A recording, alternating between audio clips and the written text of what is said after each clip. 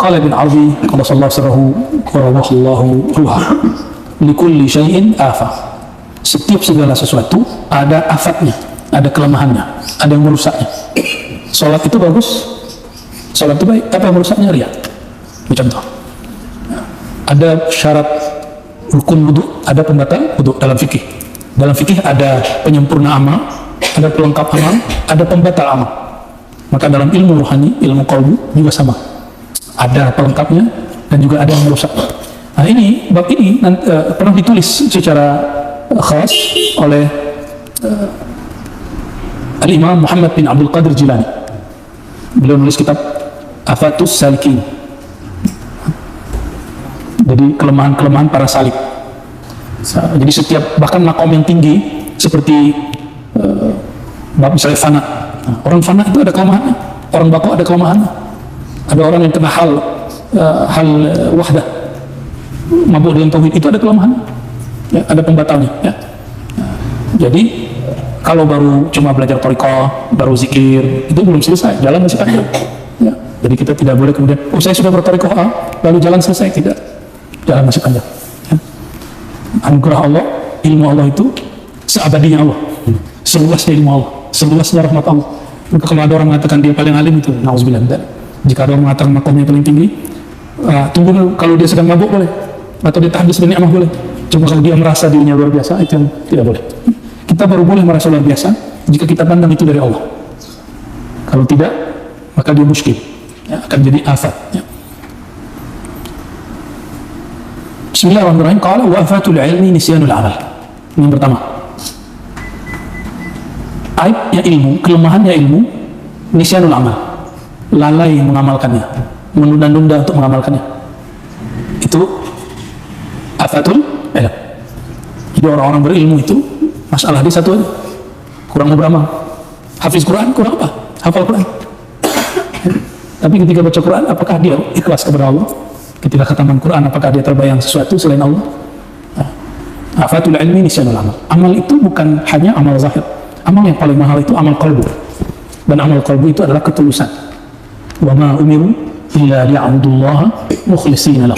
Ya, tidaklah mereka diperintah kecuali untuk menyembah Allah, mengenal Allah, mendekat kepada Allah dengan penuh ketulusan. Nah, tulus itu amal qalbu. Baru ada amal lisan, baru ada amal zahir, amal tubuh. Ya. Nah, orang-orang awam mengira amal itu banyak sholat. Dia lupa kalau ada ayat fawailul lil musallin, ada orang-orang sholat celaka karena mereka hanya mengedepankan kuantitas, tidak mengedepankan kualitasnya. Wafatul amali nisyanul ikhlas. Sudah beramal, ada masalah lagi, setan masuk lagi. Karena ini wilayah setan sudah masuk semua. Apa wilayahnya? Nisyanul ikhlas. Lupa, lalai untuk ikhlas.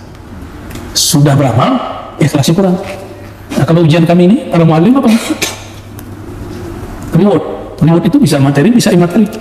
Materi bentuknya harta, pemberian. Yang tidak materi, bentuknya penghargaan. Dihargai, dihormati.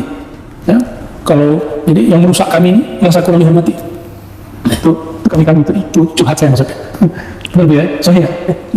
Itu hijabnya para mu'allim. Sedikit tersinggung, tidak mau lagi gitu ya. Hati-hati kita di situ. Wa afatul ikhlas. Sudah ikhlas, ada lagi celahnya. Apa celahnya? Asyuq ilal jaza. Terkadang ada iming-imingan menginginkan balasan. Nah, sudah tulus, biasanya ujian itu. Tapi selesai beres di sini, Allah kasih, tak terhitung. Itu langsung wa may yattaqillah yaj'al lahu makhraja. Orang yang bertakwa Allah jadikan jalan keluar, yarzuqhu min haitsu la yahtasib, itu maksudnya. La yahtasib itu kalau orang menerjemahkan dari arah tak terduga. Ada juga yang lain, yahtasib itu yang tak mampu dihitung. Dia nggak sanggup, hitungan otak dia nggak mungkin jadi ini. Tapi hitungannya Allah jadi. Ya. Tapi orang awam baca ayat ini yang terbayang duit. Yarzuqhu min haitsu la yahtasib. Jadi terbayang selalu urusan duit. Jadi masalah itu kalau duit tidak ada atau duit itu sedikit. Ada pun masalah, apalagi tidak ada. Nah, jadi bagi orang awam, al-muskilah asluha madun. Muskilah orang awam itu mal. Tapi muskilahnya orang yang takut kepada Allah al-ilmu. Ilmu dulu, baru mengubah bab mal. Ya.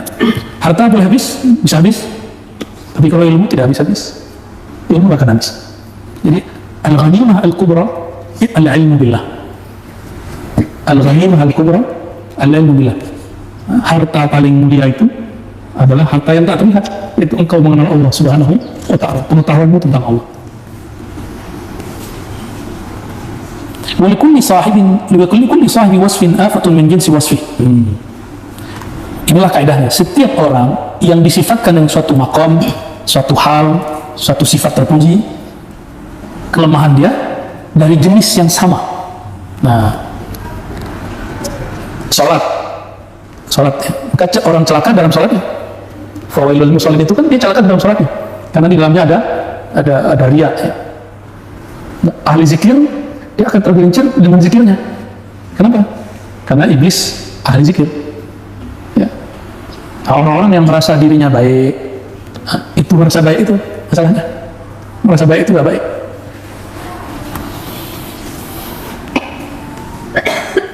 Boleh juga diartikan ini, walikuli sahibi wasfin afatun min jinsi wasfih. Kalau ahli sholat, setannya ikut sholat. Ahli ilmu, setannya berilmu.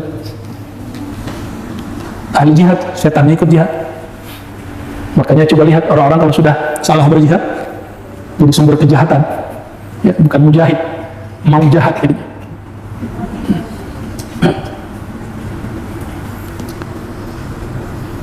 Guru ngaji, muallim, ustadz, kiai, itu kelemahan dia apa? Kalau ada ustadz lain yang ilmunya hampir sama atau lebih dari dia, muncullah iri dengki.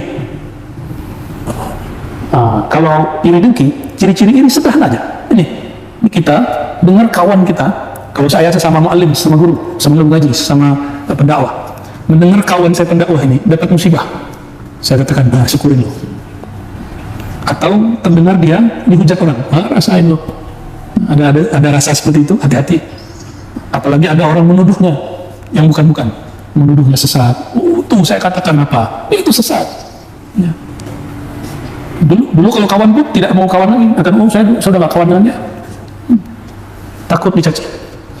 Disitulah ini teman-teman, kalau ingin tahu kawan kita siapa, lihatlah siapa yang bersama kita saat kita dimusuhi orang, saat kita dibenci orang, saat kita dianggap sesat oleh orang. Siapa yang bersama kita, itulah kawan kita yang sebenarnya ya. Lagi ada masalah duniawi, dia tetap sama kita. Ada masalah ukhrawi, dia tetap sama kita. Lagi senang, dia dekat. Tidak senang pun dia dekat. Dan yang mutlak begitu siapa? Hanya Allah. Yang mutlak seperti itu hanya Allah. Lalu orang-orang yang Allah lapangkan kalbunya. Jadi bukan sifat itu yang mau kita cari, tapi dekat kepada Allah. Kalau dekat kepada Allah pasti sifat itu dapat. Kalau di Ihya itu kan sederhana.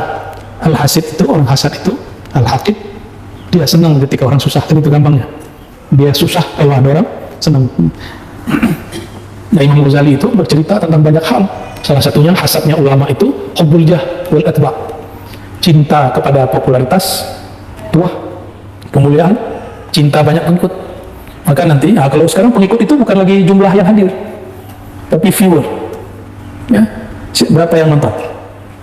Cek video kita sedikit, yang lain banyak, hati-hati. Ada perasaan sedih, hati-hati. Jadi masih relevan apa yang diajarkan Imam Ghazali di zaman dulu. Nah, kita berlindung kepada Allah dari syaitan min jinsi nafsi itu ya, dari afah, aib, kelemahan min jinsi wasfi ya. Fa afatul ubbad luzumul jama'at.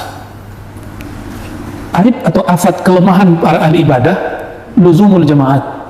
Di saat dia hadir di jamaah, di situ mulai muncul kelemahannya. Apa itu? Wa taqaddum ila safil awal.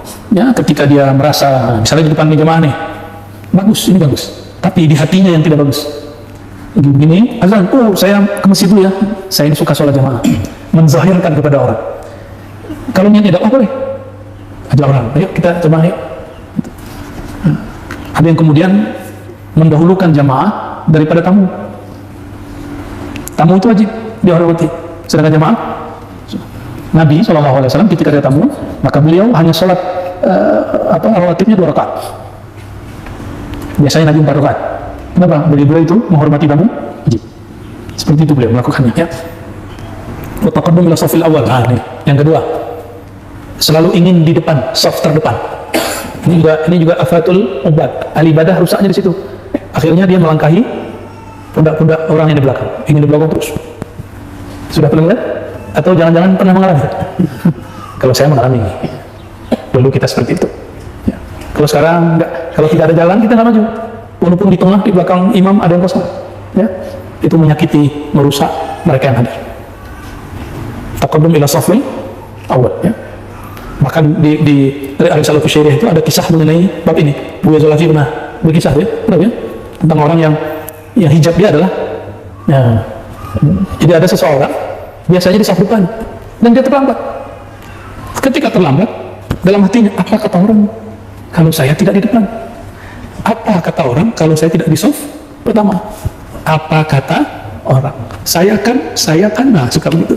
Saya suka aja jemaah, satu, itu bagus. Tapi ketika emang kalau masuk masjid harus di depan, kan tidak. Jadi dia merasa ibadah dia yang hebat itu kalau di depan. Betul, baginda Nabi Muhammad SAW mengajarkan, "Law alimtum ma fi safil awal wal azan, ya, lastabaqtumuha," gitu, ya. Jika engkau tahu apa yang ada di saf pertama dan azan, kalian akan buat apa istilahnya? Undian. Akan mengundi siapa yang di saf depan. Tapi tidak seperti tadi. Tidak apa kata orang. Saya kan biasa di saf depan. Ya, jangan lagi apa kata orang.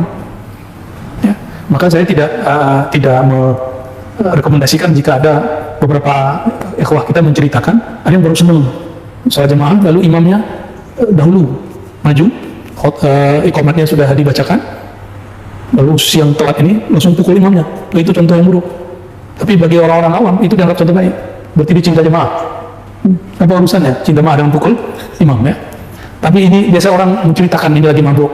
Nah, kalau bab mabuk lain cerita boleh dimaklumi, tapi jangan dijadikan sebagai panduan, ya. Waltizamu masjidin wahidin wa makanin wahidin fih. Hanya pergi ke satu masjid. Kalau di satu masjid hanya di tempat itu. Kalau di luar tempat itu ada orang duduk di situ, kita marah. Ya, ini tempat saya, ini makom saya. Lain dengan sahabat Nabi Sallallahu Alaihi Wasallam. Itu Sayyidina Abu Bakar punya bab sendiri tempat duduk, itu disebut bab Abu Bakar, bab Umar, bab Utsman, Ali. Tidak ada yang mengklaim. Sayyidina Abu Bakar tidak klaim punya dia. Tapi orang-orang sudah tahu ini tempat duduk Sayyidina Abu Bakar. Karena beliau ini masuk guru-guru, dihormati para sahabat, maka para sahabat tidak berani duduk di situ. Itu lain cerita, ya. Wa afatul muridin as-sama, wa afatul munqati'in fil barari al-wahsyatu min al-khalq. Ya. Afatul muridin, kelemahan yang merusak orang-orang yang sedang memulai jalan kepada Allah, disebut murid. Suka kepada seni sufi, disebut as-sama. Ada seni sufi ini tidak dianjurkan untuk pemula. Menurut Imam Ibnu Arabi, as-sama itu bisa bentuknya bernyanyi, berqasidah, ya. Jadi cenderung kepada itu tidak baik. Tapi jika itu ada, ikuti. Jangan kemudian kalau tidak ada hadrah, tidak ada sholawatan, tidak ada yang main terbangan, kemudian wah majelisnya sepi, majelisnya tidak bagus. Tidak mesti begitu, ya. Majelis tidak mesti ada sama. Kalau ada, kita nikmati, tidak ada, ya tidak masalah. Wafatul munqati'in fil barari al-wahsyatu minal khalq. Ya. Ada orang-orang yang beruzlah, disebut munqati'in fil barari. Ya. Orang-orang yang uzlah, dulu ke gunung-gunung atau ke hutan. Nah, apa itu? Al-wahsyah minal khalq. Takut bergabung dengan makhluk. Ya, takut berikhtilat, bercampur baur dengan masyarakat. Betul ada hadis Nabi SAW, beliau mengatakan nanti di akhir zaman fitnah merebak, maka larilah engkau sebaik-baik engkau adalah yang mempunyai kendaraan, lalu dia berangkat ke tengah hutan. Itu bukan dalil buat perumahan di tengah hutan, ya. Banyak sekarang yang buat perumahan di tengah hutan, katanya perumahan akhir zaman. Kalau mau bisnis saja, tidak usah bawa nama akhir zaman. Akhir zaman itu syai'un muhim kabir. Akhir zaman itu persoalan besar, jangan dibawa-bawa untuk bisnis, ya. Banyak hari ini, ya. Dan negeri kami sudah lebih banyak, ya. Dia mau buat perumahan akhir zaman.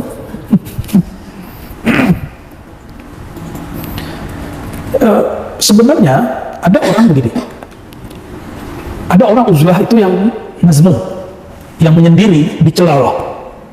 Ada yang uzlah yang mahmudah, yang terpuji, mazmum.